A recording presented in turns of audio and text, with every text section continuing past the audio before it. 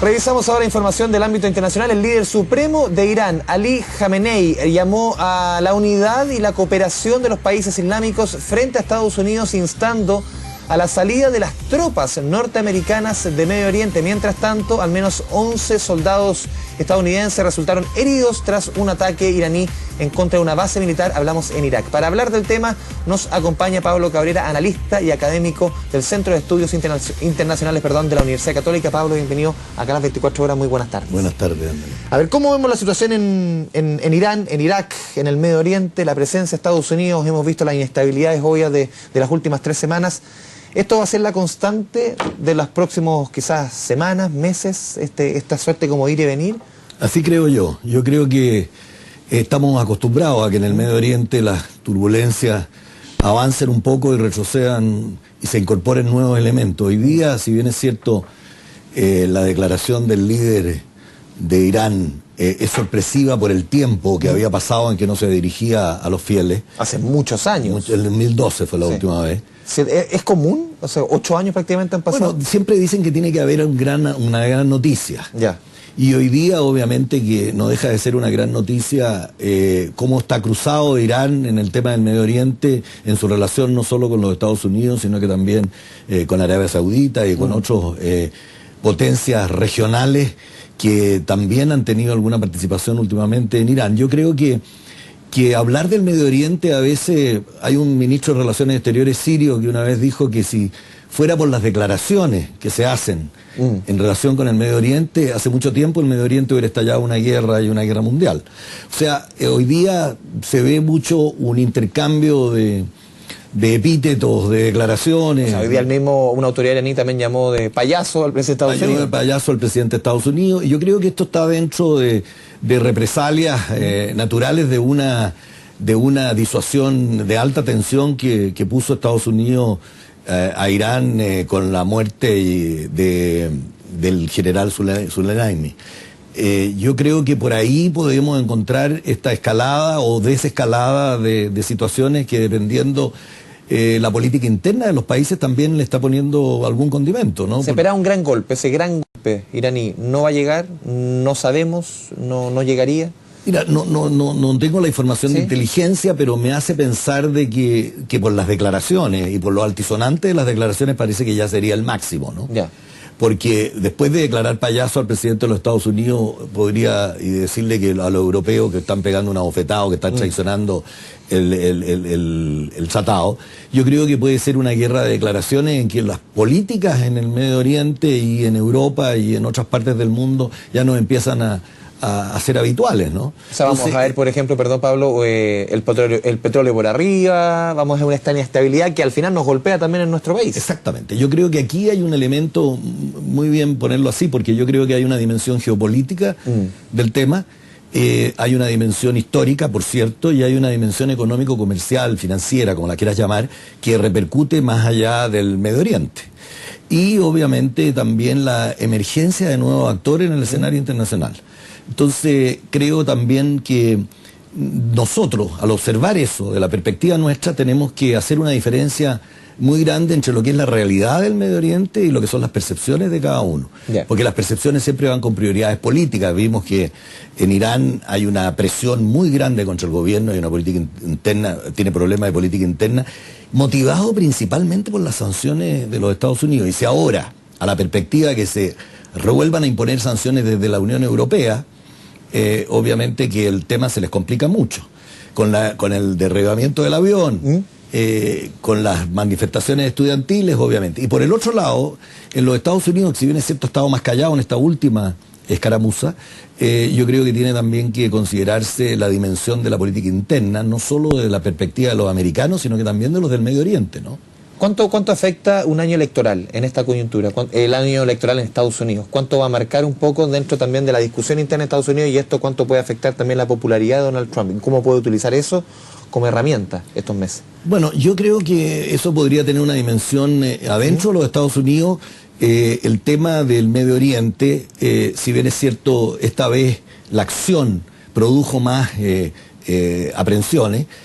Hay un bipartisanismo bastante importante en la política americana con respecto a su política exterior. Si bien es cierto, Trump ha movido un poco ha golpeado un poco el avispero, ¿no? Ya han habido reacciones. Pero dentro de la perspectiva del Partido Republicano no creo mucho. Yeah. Hoy día alguien decía, comentaba a la hora de almuerzo, de que los republicanos tienen el mandamiento número 13, que es mantenerse unidos los republicanos, ¿no? Entonces... El señor Trump también que vaya por su propio carril. Pero los republicanos estamos acá, sí. Tenemos una elección de por medio, ¿no? La economía americana está bien, el petróleo y la energía son temas importantísimo a la hora de medir qué es lo que está sucediendo en el Medio Oriente. Yo creo que esa es la dimensión financiero-económico-financiera.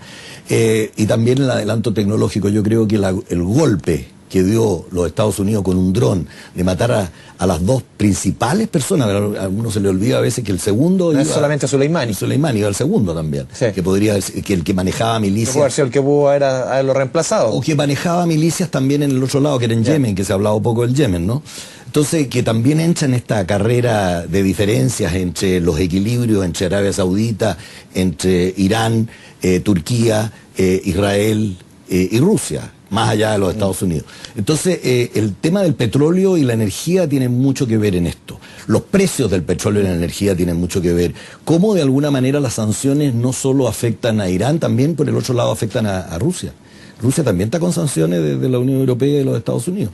O sea, aquí hay un elemento económico-financiero que incorpora el 60% del gas turco viene de Rusia. O sea, y tienen algunos enfrentamientos ellos y diferencias en lo que se refiere a la aproximación a Siria y en lo que se refiere a la aproximación a Libia y en lo que se refiere también a los temas del Está todo absolutamente... Está todo absolutamente, y en Libia obviamente que no se puede sacar el tema de Libia. Y por el otro lado, que también hay mucha gente que opina que es la emergencia de China en esto, tiene que ver también con los temas de abastecimiento de petróleo. China tiene un gran contrato de petróleo con los países del Golfo. Esto responde un poco, Pablo, también a la lógica que ha adoptado Donald Trump, no solamente con Irán, con Corea del Norte, su lógica en negocios. Siempre, como tú sabes el concepto de mover el avispero, pero él pega como en boxeo, pega un combo, después como que retrocede, vuelven a ser amigos, da la mano. Es una forma muy de cómo hacía sus negocios, y sorprende como que esta poca prolijidad en materia diplomática, quizás. Bienvenida a la prolijidad, dicen algunos, ¿no? Sí. Porque la desprolijidad se está volviendo normal. Se está volviendo normal. Y yo creo que lo que se está volviendo normal, y eso es lamentable, es los conflictos. Yeah. Yo creo que casi todos son conflictos y se deberían de conflictos. Y creo que el presidente de los Estados Unidos, por su personalidad y por la campaña que está enfrentando, obviamente que atiza un poco también esto de esta dimensión conflictiva del cuento, que llega hasta el Medio Oriente, llega hasta China por el otro lado, y también nos golpea a nosotros, como tú muy bien dijiste, desde una perspectiva económica. Y el petróleo, la importancia que tiene en la cadena productiva en un país... Todavía una economía. O sea, volvemos a pensar nosotros, de una mirada diplomática, una mirada más serena, que se debería hacer en esto, debería haber, yo creo que el tiempo, la diplomacia, una mirada más serena debería ser ver verdaderamente cuáles son las consecuencias que esto puede tener en un momento tan álgido, y cuáles son las áreas de influencia que se han reconstruido en el mundo después de esta globalización tan devoradora. Pablo, en ese escenario, ¿cómo tú ves, por ejemplo, lo que vimos en las últimas horas, esta firma del primer paso del fin de la guerra comercial? ¿Tú tienes fe, entre comillas, usando un concepto católico, tienes fe en que Donald Trump pase a la segunda etapa, esto se concrete, insisto, en un año electoral en que la guerra comercial también le ha traído cierto rédito al hombre, por lo menos en su país? ¿Tú crees que esto llegue a puerto final, o conociendo a Donald Trump, esto es cosa de... Sí, pero mira, me voy a avalar en mis propios dichos. Ya. A veces no es muy buena consejera, pero yo me acuerdo de haber dicho que yo era optimista con respecto a las negociaciones entre China y los Estados Unidos. ¿Y por qué? Porque yo creo que efectivamente los chinos tienen hoy día, dada su economía, que también están enfrentando, es la primera vez en un año que reconocen 6,1, que reconocen que ha sido más baja en los últimos 30 años. Un 6,1, aquí estaríamos descorchando champaña. Pero bueno. Los últimos 30 años. Sí. Pero los chinos han sido capaces, de alguna manera, a lo estilo, hay que pensar que ellos son orientales y los otros de otra cultura, ¿no? El tema de la cultura hoy día es muy importante entenderlo. Ellos han sido capaces de golpear a los Estados Unidos en algunas áreas donde a Estados Unidos le ha dolido más en una campaña. Entonces, con económicamente, en el agro, por ejemplo. Claro, con represalias, ¿no? En la zona de Ohio, todo el cordón industrial que vota por voto duro de Trump.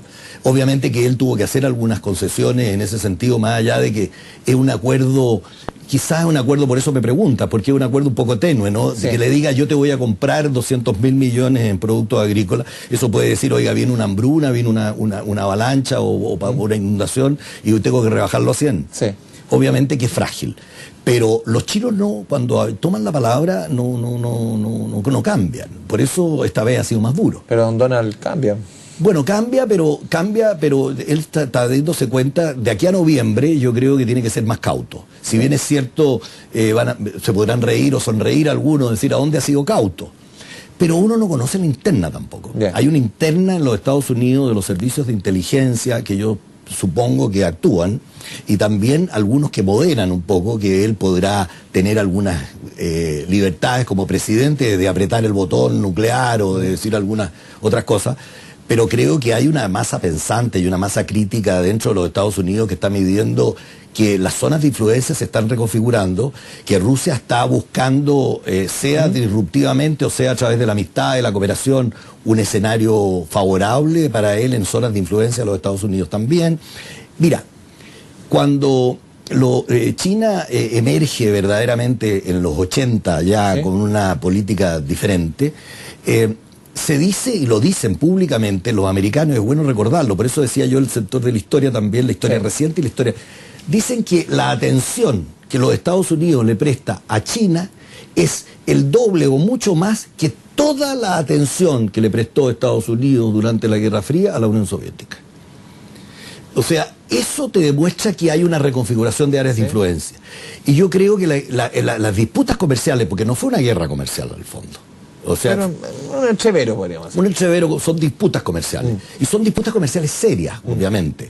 Pero China, desde una perspectiva de potencia, no potencia, sino que país con todavía, yo insisto que China todavía no es una potencia global, es un país con una presencia global importante. Pero la segunda potencia económica mundial. Bueno, eso sí, pero yo creo que todavía ha pasado muy rápido de país en desarrollo a país ya más desarrollado, ¿no es cierto?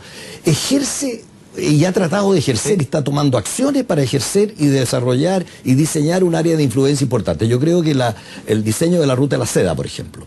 China es una potencia eminentemente terrestre y su comercio tradicionalmente ha sido terrestre.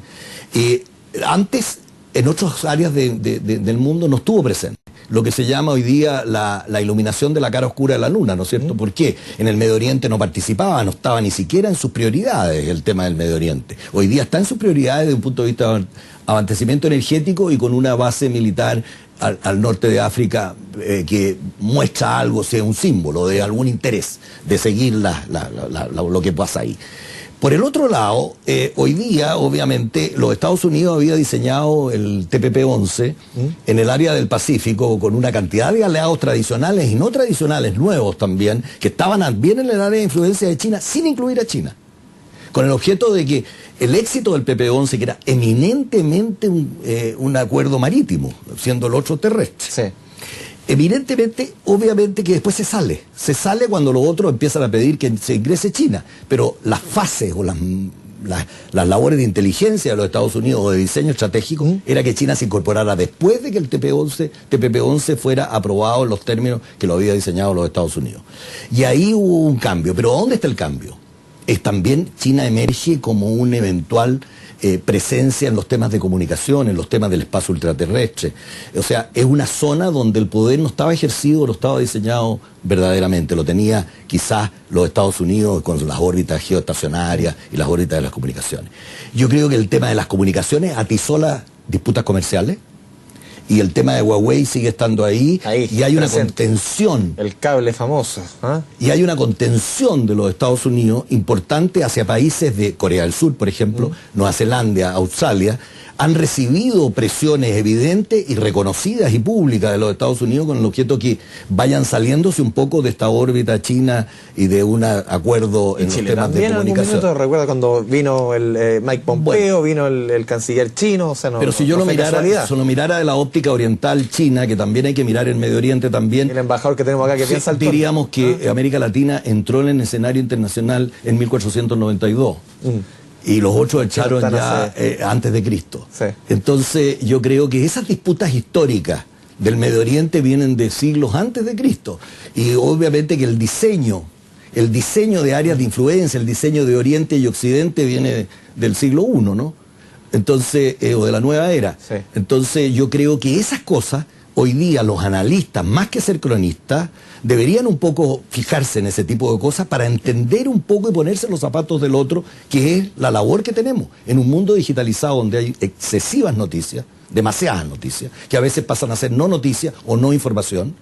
Creo que el deber de quienes comunican es obviamente avalarse un poco también en el juicio de la historia y ponerlo en sintonía con la dinámica de la globalización.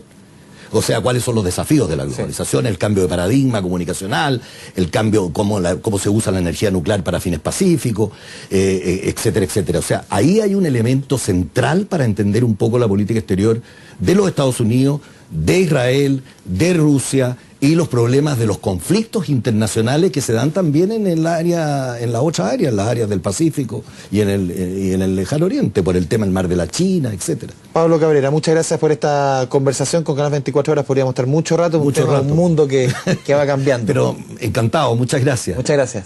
Nos vemos. Vamos a la pausa aquí en Canal 24 Horas, volvemos en segundos con más información.